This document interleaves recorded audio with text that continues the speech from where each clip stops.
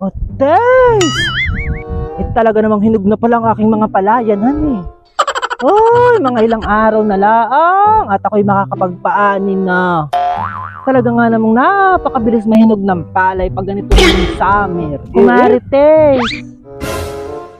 Oh, Kumarites! Pwede ka din pala sa palayan, honey.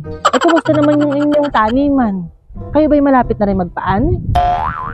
Oo, Kumarites, lagi din ako naang dito pag umaga.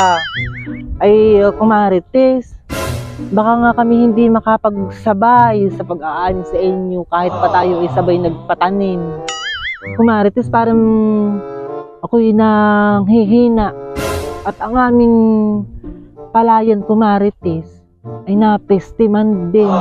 Kinain ng daga, kinain ng ibong, tapos ay nanlagas pa ang bunga.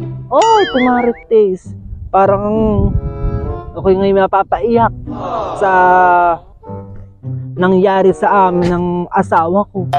Okay, ay bakit naman ganayon?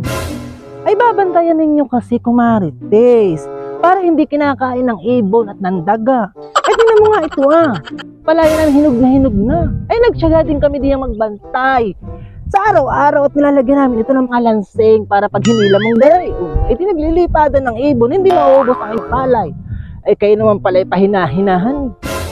Binabantayan namin naman, Kumarites. Ito lang ang mga nagdaang araw ay inom na inom yung asawa ko. Ay di ako napapainom na din. O tapos kami nalalasing, hindi na namin napupuntahan sa hapon. Tapos sa umaga naman ay hindi pa rin kami masyadong makaparito at gawa na ako'y nag-iintindi ng mga baon ng eskwela. Diba? Ginagawa naman namin, Kumarites. Eh kumbaga hindi ko nga lubos akalaing na magkakagana ito. At gawa ng ang pagkakaalam ko naman ay wala namang gasinong peste ngayon ay talagang napeste nga, Kumarites. Talagang hindi ko rin akalain. Inuunan nyo kasi naman, Kumarites, ang pagbabarik lagi ng asawa mo. Kaya naman, hindi nyo na naiintindi ang inyong mga palayan. Eh ano pat kayo'y nagpakahirap magtanim o walang umaraw ay kayo naan doon at kayo nag-aararo ng palayan tapos inyo na ang naman palang pababayaanan. Ay oo nga, Kumarites, talagang nga ako'y nagsisisi sa mga nagawa namin at napabayaan nga pati namin itong aming palayan. Kumarites, maigi pa ako pahiramin mo kaya ng 15 kaban na palay at nang kami naman ay may bagong panimula sa aming pagpapalayan uli. Otes! Ay hindi siguro, Kumarites.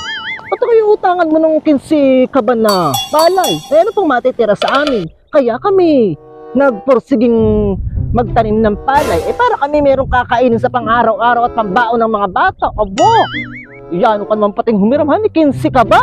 Kumarites, ikaw bagay nananaginip. Oro ka namang hibang. Kumarites, ako naman wag mong pagsasalitaan ng mga ganayan. At ako naman nakikiusap lang sa iyo para namang hindi tayo magkumari niyan tapos ako sinasabihan mo na lang ng mga papagay ang salita. Hindi mo ba alam, Kumarites? Ako'y nasasaktan din at ako ay nag-iisip pa sa nangyari sa amin palayan tapos hindi mo man lang ako pahiram ng 15 ka ba na palay? Abo, diyan ka na! Parang feeling ko'y malulugi ako sa mga sinasabi mo. At ako'y magbubugaw pa ng ibon at nang hindi maubos ang palay namin. Ligde!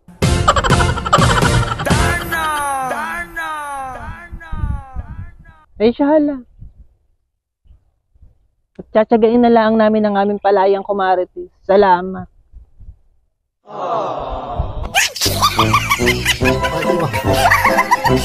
Sorry.